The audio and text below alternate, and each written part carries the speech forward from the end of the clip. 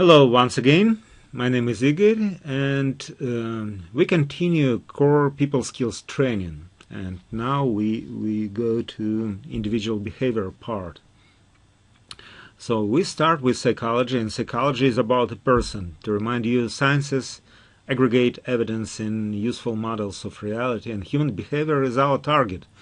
So what model of a human being behavior can we aggregate? And basically why do we do what we do? I created this model, which is presented on that slide, which may describe factors and processes behind our behavior. Logically, to assume that our decision making affects our behavior, and our decision making is based on on our perception. So we do because we decided to do, and we decided to do what we perceive is going on around. Moreover, our perception and decision-making are influenced by our feelings on the one hand and our personal background on the other hand. We do some things while being in one mood, and we do other things while being in another mood. And by the way, perception, decision-making, and behavior are also components of attitude. This model will be repeated on the few next slides. For now, I would like to point out one thing. Our perception of the routine and stress, and by the way, psychologists define any change, both positive and negative, as stress, is based on our personalities on the one hand and affection on another hand. Personality matters. Few say that all of our traits are inherited, which cannot be true or fully true. Obviously, while being 48 in the United States, I am different from what I was born in the Soviet Union. Sigmund Freud is one of the major names in psychology, regardless of the fact that he was not a scientist in the general sense of this term. Many of his ideas are controversial, but I selected one which I found the most appealing and applicable to our topic. According to Sigmund Freud, our psychological personality, or Psyche, is divided in three parts. The id, I'm translated from German, or in many English translations, id, is our unconscious and sincere personality, something inside of us which we may not realize. It consists of both inherited and features new features which were mostly occurred at the early stages of our lives. The over I, once again, it's direct translation from the German. In many English translations, super ego, is our external factors combined, parents, friends, culture, etc. The I, or in many English translations, ego, must deal with both sincere personality and external factors.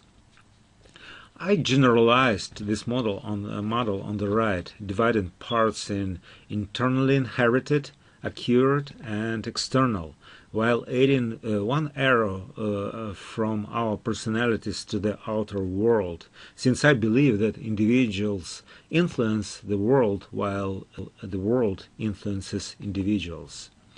There have been a few attempts to classify personal traits. On this slide, two most popular measurements of personality are presented. The Big Five insists that our personalities can be divided or measured in five different dimensions, which are openness to new experience, conscientiousness, extraversion, agreeableness, and emotional stability. Openness to new experience measures inventive, curious versus consistent, cautious. Conscientiousness deals with efficient, organized versus easygoing, careless. Extraversion measures outgoing, energetic versus solitary, reserved. Agreeableness deals with friendly, compassionate versus cold, unkind. And neuroticism measures sensitive, nervous versus secure, confident. This term neuroticism is frequently used to abbreviate this model to OCEAN, OCEAN. Personally, I prefer a simpler term, emotional stability. On the right side of this slide, the Myers-Briggs Type Indicator, or MBTI, is shown. According to this model, every personality is divided in 4 dimensions, and every person gets one of its directions. For instance, everyone must be measured as either E for extrovert or I for introvert. The popularity of this model could be explained by its convenience. Every dimension is measured by just one letter, which gives 16 major personality types. Although this measurement probably is the most widely used, the concept has visible weaknesses.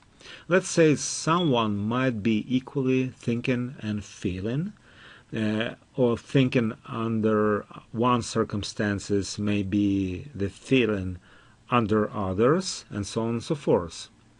The scientific support of MBTI is relatively weak. In the meanwhile, the support of the Big Five model is the strongest among all measurements which I use today. In the meanwhile, there is no existing model, more comprehensive existing model. Every model has obvious weaknesses. For example, the Big Five doesn't show one sense of humor regardless of the fact that this is an obvious personality trait. There is one bigger problem. Despite the fact that many companies allocate many resources in personality management, there is no precise prediction of how a particular personality will behave in different situations and how relationships with other types would be built. So to finish the overview of personality, I would like to turn to the question inherited versus acquired.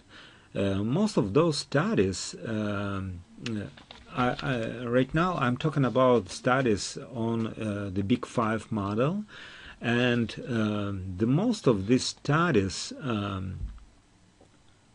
are conducted with identical twins who share the same DNA and whose genes are the same. Some studies show that both heredity and environmental experience influence our traits almost equally. Observing the numbers on the right, you may see that the difference may be perceived in the margin of error. So we're finishing with the person. And what models of a real individual do we have so far? Not too many. Behavior is based on feelings and personal background. Both feelings and personal background are affected by our personalities, which may be roughly described by personal traits, which could be inherited or acquired. And we are moving to social psychology, which deals with people's interconnections. So, see you there.